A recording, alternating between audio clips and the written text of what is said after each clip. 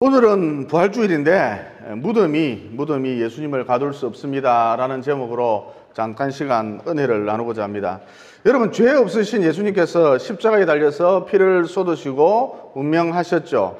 이어 그 피를 믿는 자마다 죄인에서 의인이 된답니다. 그래서 오직 의인은 믿음으로 말미암아 살리라, 오직 의인은 예수님의 피를 믿음으로 말미암아 살리라 그러셨답니다. 또 고린도후서 5장 17절에 보면 이런 말씀도 나오죠. 그런즉 누구든지 그리스도 안에 있으면, 예수의 피를 믿는 그 믿음 안에 있으면 새로운 피조물이라, 이전 것은 지나가서니 보라 새 것이 되었도다, 의인이 되었도다. 그 다음 예수님은 십자가에 달려 운명하셨을 뿐만 아니라 다시 살아나셨거든요. 3일 만에 다시 살아나셨답니다. 왜냐하면 죽음이라고 하는 것은 죄의 결과인데, 우리 예수님은 죄가 없으시니까 죽음이 우리 예수님을 죽일 수가 없었다는 것입니다. 여러분, 이런 맥락에서 기독교의 두 기둥은 예수님의 죽으심 그리고 부활이라 할 수 있겠죠. 여러분, 일반적으로 큰 텐트를 칠 때 먼저 중앙에 큰 기둥을 가지고 와서 받쳐야 하거든요. 이어 여러 개의 작은 기둥들을 가지고 와서 그 주변 부위를 받치죠. 그러니까 중앙에 받치는 큰 기둥이 참 중요하다. 이와 같이 기독교의 핵심 진리란 무엇이냐? 기독교의 중앙 기둥이란 무엇이냐? 십자가와 부활이라는 것입니다. 이 십자가와 부활은 따로 떨어져 있는 것이 아니라 서로 연결되어 있다는 것이죠. 여러분이 잘 아시다시피 예수님은 십자가에 달려 운명하셨습니다. 십자가형은 아주 끔찍한 처형 방법이지요. 사람의 두 손과 두 발에 못을 박아서 나무에 매달아 놓고 죽기를 바란다, 시간이 지나가서 죽기를 바란다, 생각하기도 싫은, 상상하기도 싫은 아주 끔찍한 처형 방법이라 할 수가 있습니다. 그래서 주로 어떤 사람이 십자가형을 받았느냐? 가장 악독한 사람, 죄질이 너무너무 나쁜 사람, 연쇄살인범, 사람을 8명 이상 죽인 연쇄살인범, 이런 사람들이 당시 주로 십자가형을 당했답니다. 그러면 예수님이 이런 사람인가? 결코 아니죠. 평생 죄를 지어본 경험이 없습니다. 또 아담으로부터 물려받은 원죄도 없습니다. 죄를 죽고자 하는 속성, 죄의 쾌락을 즐기고자 하는 속성, 이런 게 예수님께는 없었습니다. 여러분, 당시 종교 지도자들이, 대제사장, 바리새인, 이런 종교 지도자들이 총독 빌라도에게 예수님을 넘겨주면서, 예수님을 고발하면서, 고소하면서 철저하게 예수님을 조사해라, 철저하게 예수님을 신문해라 그랬거든요. 이어 빌라도도, 당시 유대를 다스렸던 총독이었던 빌라도도 털면 먼지 안 나는 사람 없다, 털면 다 먼지가 난다 그러면서 예수님에 대해서 철저히 샅샅이 신문을 했거든요. 조사를 했습니다. 하지만 그는 예수님에게서 그 어떤 죄도 발견하지 못했답니다. 그래서 누가복음 23장 22절에 보면 이런 말씀이 나오거든요. 빌라도가 세 번째 말하되, 여러 번 말했다는 것입니다. 빌라도가 세 번째 말하되, 이 사람이 예수가 무슨 악한 일을 하였느냐? 너희들은 자꾸 악한 일을 했다, 조사 철저하게 해라, 샅샅이 해라 그러는데 도대체 이 예수가 무슨 악한 일을 하였느냐? 나는 그에게서 그 어떤 죄도 찾지 못하였느니라. 그러니까 빌라도의 말인즉슨 예수에게서 그 어떤 죄도 발견하지 못했으므로, 티끌만한 죄도 발견하지 못했으므로 그를 건드릴 수 없다, 풀어줄 수밖에 없다는 것입니다. 이게 당시 빌라도의 입장이었습니다. 이 상황이 이렇게 되자, 상황이 이렇게 흘러가자 당시 종교 지도자들, 바리새인, 대제사장, 이런 종교 지도자들, 그리고 유대인들이 벌떼처럼 일어나서 예수를 십자가에 못 박으라고, 저 예수를 십자가에 못 박으라고 난리를 피웠다는 것이죠. 타이어 모아다가 불 지르고, 화염병 집어 던지고, 돌멩이 집어 던지고, 이런 것처럼 데모할 때 막 이러잖아요. 타이어 모아다 불 지르고, 이런 것처럼 예수를 십자가에 못 박으라고 난리를 피우고 소동을 하고 소리를 질러댔습니다. 그래서 누가복음 23장 23절에 보면 이런 말씀이 나오거든요. 그들이 큰 소리로 재촉하여 십자가에 못 박기를 구하니 그들의 소리가 이긴지라. 이제 빌라도도 어쩔 수 없는 상황이 되었습니다. 이어 그 결과 아무 죄도 없으신 예수님께서 결국 십자가형을 당하고 말았지요. 그러면 하나님의 아들이신, 창조주의 아들이신 예수님께서 왜 이런 사태를, 소요 사태를 잘 극복해내지 못하고 잠잠히 십자가형 이 처벌을 달게 받으셨는가? 여러분, 히브리서 9장 22절에 보면 이런 말씀이 나오거든요. 거의 모든 물건이 피로서 정결하게 되나니 피 흘림이 없은즉 사함이 없느니라. 그러니까 제3의 원리가 이렇다는 것입니다. 피 흘림 이꼴 죄사함이라는 것이죠. 그러니까 한마디로 예수님께서 내 죄를 씻기 위해서, 내 죄를 대속하기 위해서 십자가에 달려 아낌없이 피를 쏟으셨다는 것입니다. 다시 말해 표면적으로 보면, 표피적으로 보면 사람들의 선동에 의해, 유대인들의 선동에 의해, 종교 지도자들의 선동에 의해 예수님께서 십자가형을 당하신 것처럼 보이지만 사실을 알고 보면, 뚜껑을 열어보면 나를 구원하시고자 하는, 죄에서 사망에서 나를 구원하시고자 하는 하나님의 섭리에 의해, 하나님의 경륜에 의해, 하나님의 사랑에 의해, 그 크신 사랑에 의해 우리 예수님께서 십자가에 달려 아낌없이 피를 쏟으셨다는 것이죠.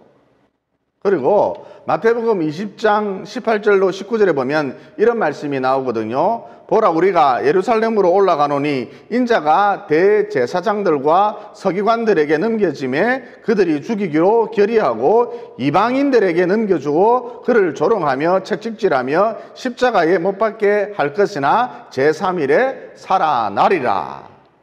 그러니까 예수님께서 십자가에 달려서 피를 쏟으신 것, 십자가에 달려서 운명하신 것, 이어서 제3일에 부활하신 것, 이게 우연한 사건이 아니라 태초부터 기획된, 태초부터 설계된, 태초부터 예정된 사건이라는 것입니다. 다시 말해 태초부터 하나님께서 구원하시기로 작정한 그런 사람들이 있거든요. 이 사람들을 구원하시기 위해 하나님께서 시간과 공간이 생기기 전부터, 이 우주라고 하는 것이 생기기 전부터 십자가 사건을, 부활 사건을 이미 기획해 놓으셨다는 것이죠. 설계해 놓으셨다는 것이죠. 예정해 놓으셨다는 것입니다. 여러분, 우리 예수님은 오전 9시에 십자가에 달리셨고 오후 3시에 운명하셨거든요. 좀 빨리 돌아가셨습니다. 이어 예수님의 죽음을 확인하기 위해서 로마 장교 중 한 사람이, 백부장이 예수님의 옆구리를 창으로 깊숙이 찔렀습니다. 여러분, 이것은 무엇을 의미하느냐 하면 창이 예수님의 심장을 관통했다, 뚫었다, 이것을 의미하거든요. 쉽게 말해서 예수님은 그냥 죽으신 것이 아니라 완전하게 죽으셨다는 것입니다. 예수님은 확실하게 죽으셨다는 것입니다. 여러분, 이런 얘기가 있습니다. 예수님께서 십자가에 달려서, 예수가 십자가에 달려서 죽은 게 아니라 잠깐 기절하셨다. 잠깐 기절했다가 깨어나신 것이지 부활이 아니다. 여러분, 창이 심장을 관통했는데, 창이 심장을 뚫었는데 이는 말도 안 되는 소리를 할 수가 있습니다. 그러니까 사실인, 진실인 부활을 자꾸 부인하려 하니까 이런 해괴한 말들을 늘어놓는다는 것이죠. 어쨌든 예수님께서 십자가에 달려 운명하시자 아리마대 요셉이라는 사람이 자기 무덤에 예수님의 시체를 넣어서 장사를 지냈답니다. 이어 빌라도가 로마 군인들을 시켜서 예수님의 시체가 보관되어 있는 무덤을 지키게 했거든요. 그러면 빌라도가 왜 이렇게 했는가? 예수님의 부활을 믿었단 말인가? 그건 아니고 예수님의 제자들이 예수님의 시체를 훔쳐간 다음 예수가 다시 살아났다, 예수가 부활했다, 이런 소문을 내지 않을까. 그래서 자신이 통치하고 있는, 다스리고 있는 유대 사회가 큰 혼란에 빠지지 않을까, 걱정스러운 마음에, 우려스러운 마음에 로마 군인들을 시켜서 예수님의 시체가 보관되어 있는 무덤을 지키도록 했다는 것이죠. 이어 이런 가운데 드디어 3일이 지났고 예수님의 시체가 들어있는 돌로 만들어진 무덤에, 당시 무덤은 원룸형이었거든요. 돌로 만들어진 큰 원룸형이었거든요. 이 무덤에 여자들이 다녀갔었죠. 그리고 이상한 소문이 퍼지기 시작했답니다. 그 이상한 소문이 무엇이냐? 돌로 만들어진 무덤에 가보니까, 그 원룸형의 무덤에 가보니까 예수의 시체가 감쪽같이 사라졌더라. 과연 예수님께서 말씀하신 대로 그는 다시 살아나셨더라, 부활하셨더라, 이런 소문이 퍼지기 시작했습니다. 여러분, 예수님의 부활 소식을 처음 전한 사람들은 방금 말씀드린 대로 여자들이었습니다. 곧 막달라 마리아와 또 다른 여자 셋이었거든요. 좀 더 구체적으로 들어가서 이 사람들은, 이 여자들은 예수님의 시체에 향유를 발라드리려고 주일 새벽 미명에 예수님의 시체가 모셔져 있는, 보관되어 있는 돌무덤을 찾았는데, 방문했는데, 가던 도중에 서로 이런 이야기를 나누었습니다. 누가 우리를 위하여 무덤 문에서 돌을 굴려주리요? 그러니까 힘센 남자 5명이 붙어서 원형의 돌문을 굴려도 이게 굴러갈까 말까 하는데, 우리 여자들이, 힘없는 여자들이 무엇을 할 수 있겠느냐는 것이죠.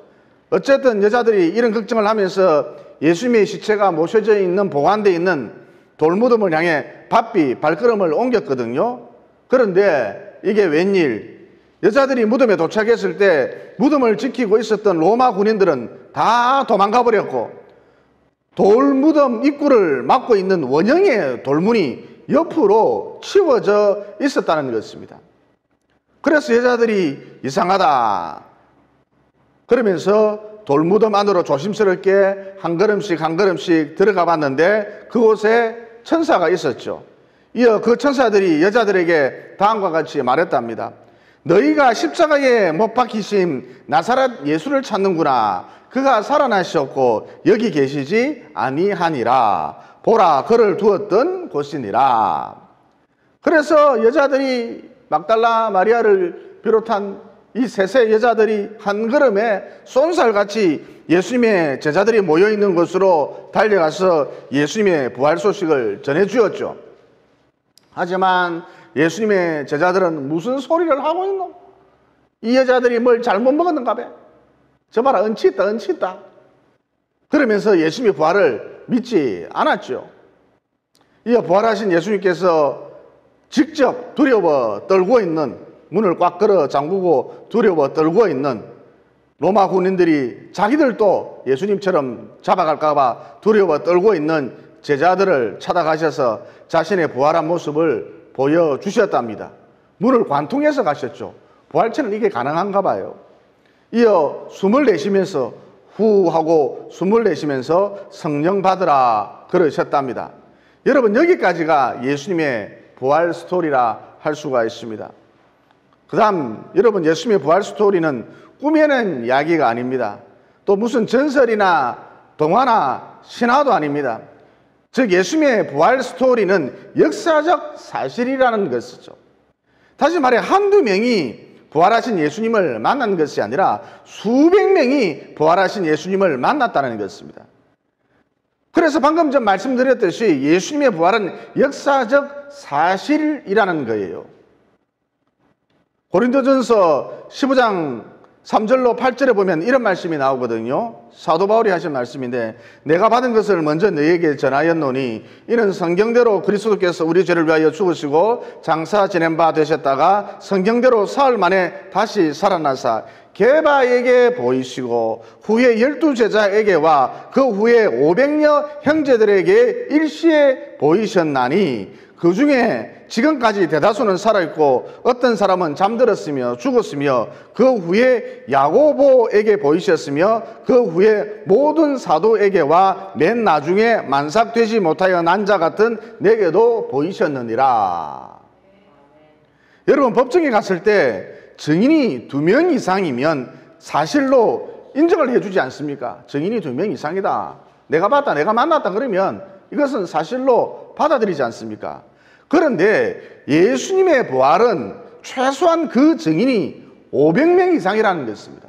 내가 예수님을 만났다, 그를 봤다, 최소한 그런 사람이 500명 이상이라는 것입니다.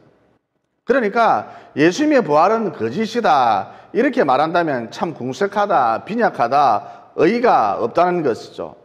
그리고 야고보라는 이 인물을 한번 클로즈업 해봤으면 합니다.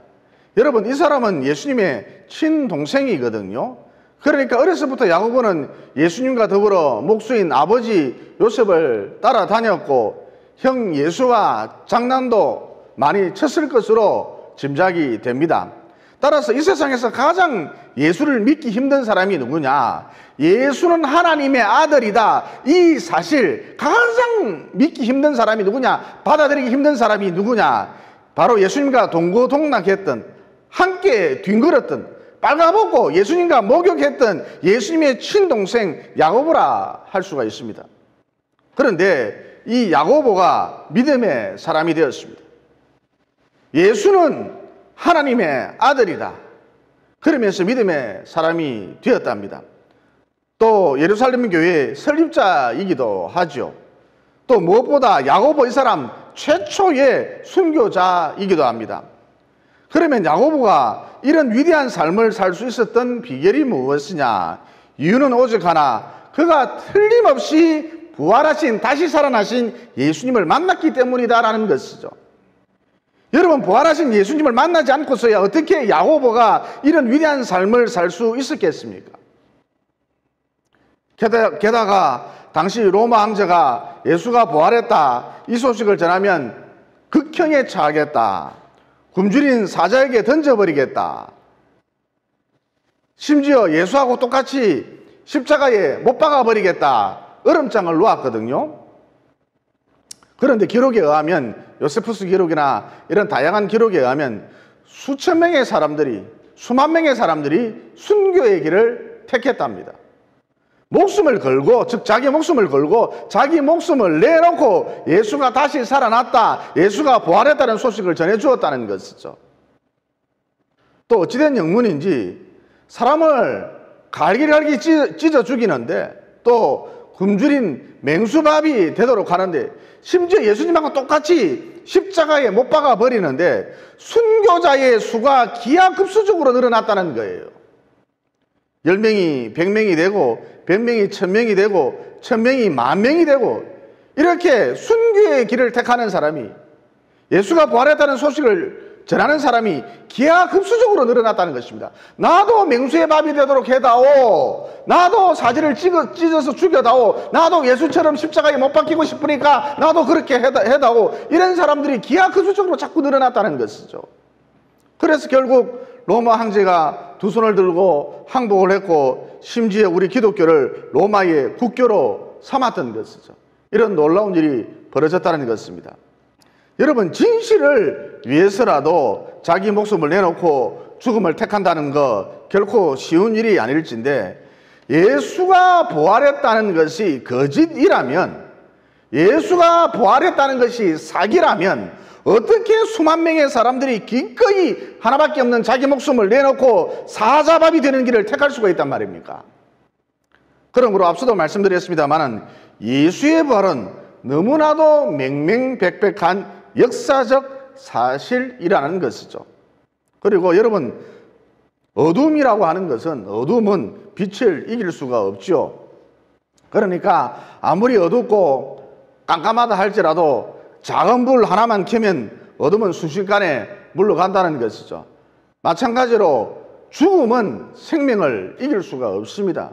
어떤 경우에라도 죽음은 생명을 이길 수가 없죠. 그러니까 무슨 얘기냐, 이 무덤이라고 하는 것이 결코 생명을, 곧 예수님을 받을 수 없다는 것입니다. 이어 생명 대신 예수님께서 무엇이라고 말씀하셨습니까? 사망을 사망시켜버린 예수님께서 무엇이라고 말씀하셨습니까? 나는 부활이요 생명이니 나를 믿는 자는 죽어도 살겠고 무릇 살아서 나를 믿는 자는 영원히 죽지 아니하리라. 그러니까 어느 누구든지 생명이신 예수님을 받아들이면, 믿으면, 마음 가운데 그 예수님을 모시면 부활한다는 거예요. 죽어도 다시 산다는 거예요. 그리고 생명이신 예수님께서, 부활하신 예수님께서 다음과 같은 말씀도 하셨죠. 주께서 호령과 천사장의 소리와 하나님의 나팔 소리로 친히 하늘로부터 강림하시리니, 재림하시리니 그리스도 안에서 죽은 자들이 먼저 일어나고 그 위에 살아남은 자들도 그들과 함께 구름 속으로 끌어올려 공중에서 주를 영접하게 하시리니 그리하여 우리가 항상 주와 함께 있으리라. 그러므로 부활의 첫 열매 되신 우리 주님과 늘 동행하심으로 나도 부활의 영광에 참여할 뿐만 아니라 혹여 주께서 또 내 살아생전 전 재림하신다면 공중으로 성령의 능력으로 끌어올려져 재림한 주를 뵙게 되는 영광 가운데 가게 되시기를 예수님 이름으로 진심으로 축원을 드립니다. 기도드리겠습니다. 사랑의 하나님, 우리 주님께서 분명히 말씀하셨습니다. 약속하셨습니다. 나는 부활이요 생명이니 나를 믿는 자는 죽어도 살겠고, 분명히 약속하셨습니다.